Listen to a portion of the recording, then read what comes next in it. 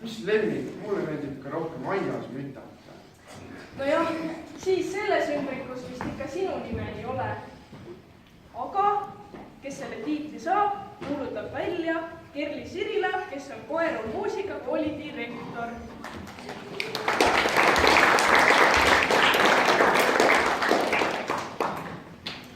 Tere hommikust kõigile!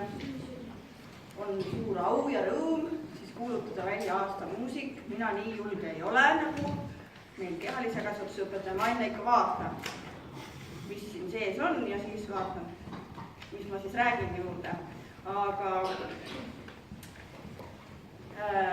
muusik on siis selline, kes pelgalt ei laula ja ei ole lihtsalt duši all väga tubli laulja, on ju.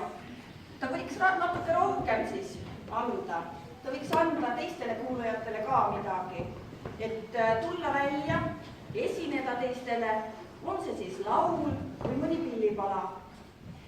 Ja sellel aastal pälvib selle tiitli tütarlaps, kes on näidanud ennast siis siin Koeru erinevatel üritustel oma esinemistega uhket esinemist.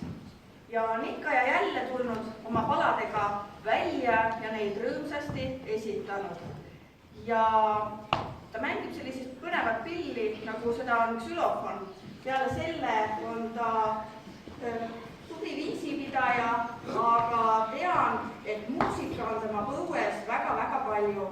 Nii et loodan, et kõikidele viisipidajatele tuleb siis peale selle, et ta oskab ka laulda, siis mõni muu huvitav kõrvalasi, kuidas ta seda muusikat siis suudab teistele anda. Nii et sellel aastal pälvib aasta muusiku tiitli